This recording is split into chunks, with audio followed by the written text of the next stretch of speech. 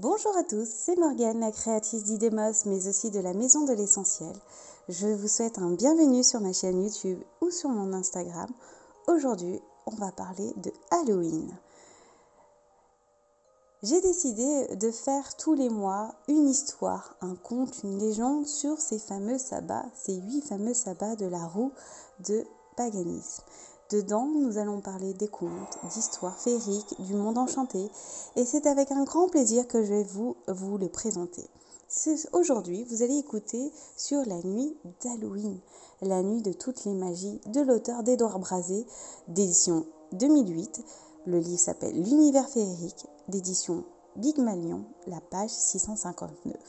Je vous mettrai tout en barre de description, ne vous inquiétez pas. Ces contes, ces histoires ont été réalisées parce que j'ai rencontré pas mal de manque d'informations sur nos réseaux sociaux, sur ces fameuses histoires un peu féeriques.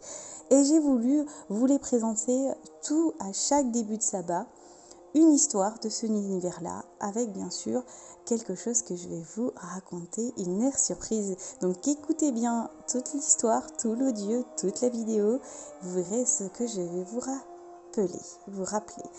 Je tiens à vous rappeler que cependant que ces contes, cette légende, cette histoire ne conviendra pas aux enfants. Je souhaite aussi également vous offrir un petit cadeau en fin de vidéo, donc restez bien jusqu'au bout de cet audio. Mais avant, un petit récapitulatif de la période d'Halloween. C'est une fête très ancienne d'origine celtique, considérée comme les païens le nouvel an, étendue sur la date du 31 octobre au 1er novembre, et vouée au culte du dieu de la mort, Samhain. Ce conte est aussi disponible dans ma formation Parcours de la sorcière qui sommeille en toi, dont le lien est disponible en barre de description, que je vais vous présenter également à la fin de ce conte.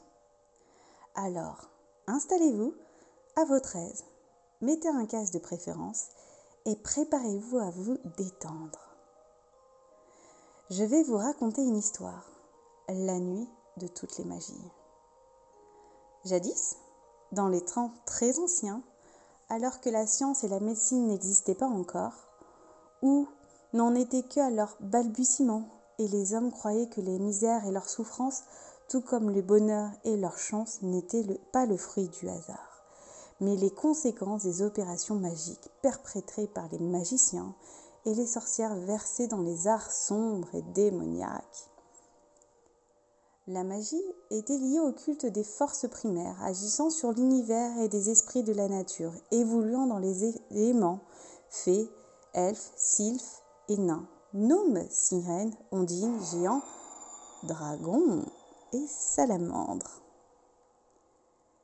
Les forêts étaient des cathédrales d'arbres emplis de présences étranges, tantôt bénéfiques, tantôt maléfiques, qu'il s'agissait de se concilier par des offrandes ou des sacrifices. Le soleil, la lune et les étoiles n'étaient pas de simples luminaires, mais des dieux tout-puissants et qu'il fallait adorer.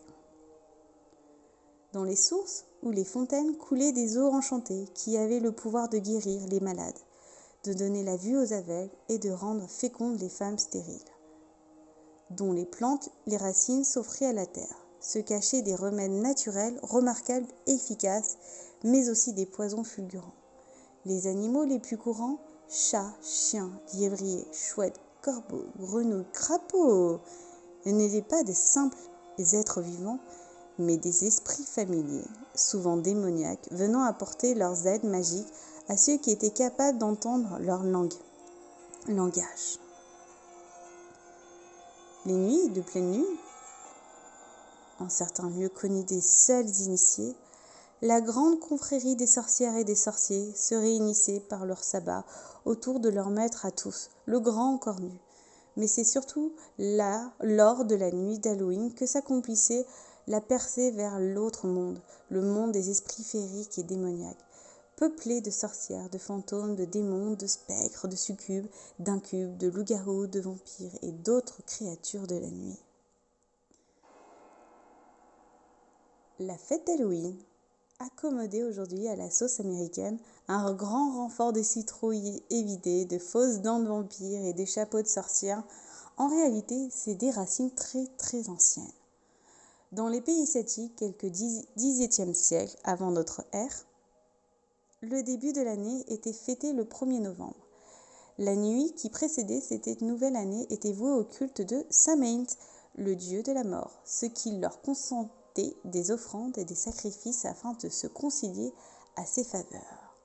On croyait que cette nuit-là, les esprits des morts refaisaient surface et se mêlaient aux vivants, de même que les esprits féeriques, nains, gnomes, lutins, fées, et ainsi que les démons les plus noirs issus de l'enfer. Les humains allumaient de grands feux et festoyaient, riant, chantant et s'adonnant à tout excès, pour fêter cette rencontre des morts et des esprits et inaugurer la nouvelle année.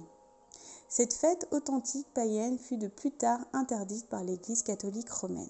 Le pape Grégoire III décida de le remplacer par la fête chrétienne de la Toussaint, fête des morts de tous les saints, dont la veille fut nommée All Hallows Eve, veille de la Toussaint, ce qui a, par déformation, a donné le nom d'Halloween. Mais si la Toussaint demeure une fête religieuse et chrétienne, Halloween a conservé dans les pays celtiques et anglo-saxons son origine païenne, célébrée en Irlande et en Écosse, puis aux États-Unis. Halloween incarne la revanche de l'irrationnel sur la raison, la rébellion de l'ombre contre la lumière. Cette nuit-là, les enfants se déguisent en monstres, en sorcières et en vampires, en diablotins et en fantômes, et vont frapper à la porte des maisons réclamant des bonbons. Si on les leur refuse, ils jettent des sorts aux voisins récalcitrants. Les maisonnées sont éclairées par des citrouilles évitées en forme de tête grimaçante.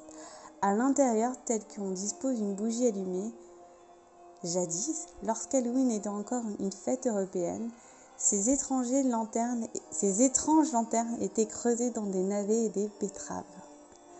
Halloween apparaît comme un somme de symboles de toutes ces croyances anciennes, superpositionnées, connaissances naturelles et pratiques de la magie qui se fondent au fil du temps à une sorte de religion populaire, campagnarde, que l'on appelle aussi le paganisme, du latin pagus, qui est village, la religio paganorum, la religion païenne, et donc au sens étymologique, la religion des paysans, dont les prêtres et les prêtresses étaient jadis constitués par les sorcières et les sorciers, les rebouteux ou autres tempestères, qui, dans les villages d'autrefois, faisaient office de médecins, de prêtres et de psychanalyse.